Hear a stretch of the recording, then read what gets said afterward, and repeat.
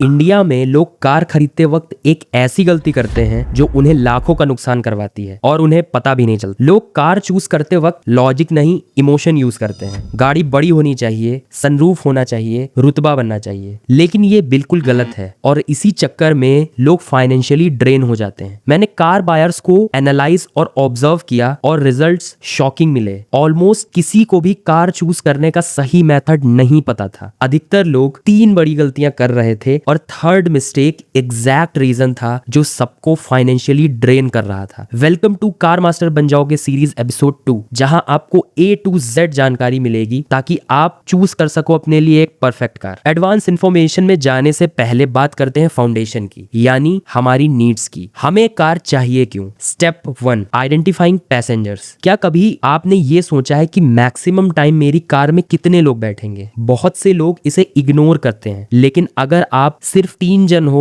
और SUV लेने का प्लान कर रहे हो तो ये अच्छा डिसीजन नहीं होगा अंटिल कोई अलग ही केस हो। इसीलिए आपको ये जानना बहुत जरूरी है कि आपकी फैमिली बड़ी है या छोटी, और मैक्सिमम टाइम जब आप ट्रैवल कर रहे हो तो कितने लोग साथ में होते हैं। उसी हिसाब से आपको कार सेलेक्ट करनी चाहिए। पर ये स्टेप बिल्कुल भी सेंस नहीं बनाएगा अगर आपने नेक्स्ट स्टेप को फॉलो नहीं किया, क्योंकि ये पॉइंट सबसे ज्यादा इग्नोर किया जाता है। ये भी कंसीडर करो कि आपकी गाड़ी कहां चलेगी और कितना चलेगी। आप हिली एरियाज में रहते हो या रूरल एरियाज में, अर्बन में या ठंडी जगह पर। मोस्टली आपको कितना चलना होता है? 10 किलोमीटर के अंदर, 50 किलोमीटर या 100 किलोमीटर। और मोस्टली कहाँ चलना है? सिटी में या हाईवे पर। हिली एरियाज के लिए आपको हल्के इंजन वाली पुरानी एम्प्टी गियरबॉक्स और लो ग्राउंड क्लियरेंस गाड़ियों को अवॉइड करना चाहिए। मुंबई या गुड़गांव जैसे सिटीज में रहते हो तो छोटी कार्स विद MPFI इंजन ज्यादा सेंस बनाएंगी in comparison with GDI engine, क्योंकि ट्रैफिक बहुत ज्यादा होता है। अगर डेली रनिंग बहुत ज्यादा है, मोस्टली हाईवेज पे चलना है, तो CNG या GDI इंजन सेविंग्स में भी हेल्प करेगी और बेहतर ऑप्शन भी रहेंगी। इन 2 पॉइंट्स को अगर आपने याद कर लिया तो आपकी 80% प्रॉब्लम तो सॉल्व हो गई। पर अगर तुम्हें इस प्रॉब्लम को 100% सॉल्व करना है तो इस आखिरी पॉइंट को ध्यान से समझना पड़ेगा, वरना लॉन्ग टर्म में गाड़ी आपका बैंक अकाउंट खाली करवा देगी। क्योंकि गाड़ी की रियल कॉस्ट सिर्फ उतनी नहीं होती जितनी हमने उसे खरीदने पे करी होती है। एग्जाम्पल से समझते हैं। मान लो मैंने वैगनार ली पेट्रोल वेरिएंट, जिसकी कीमत है 7 लाख। मैंने 20% डाउन पेमेंट की और 5 साल की EMIs करवा ली, तो 5 साल बाद विद इंटरेस्ट ये गाड़ी मुझे 8 लाख की पड़ी। इसके बाद पेट्रोल का खर्चा मान लो, अगर आपकी गाड़ी 15 का माइलेज दे रही है और आपकी डेली रनिंग 30 किलोमीटर है तो 94 रुपीज पर लीटर पेट्रोल के हिसाब से मंथली पेट्रोल कॉस्ट अप्रॉक्स 5600 आएगा। ईयरली 67,000 और 5 साल में 3,35,000। फिर इंश्योरेंस रिन्यूअल का 50,000, सर्विस का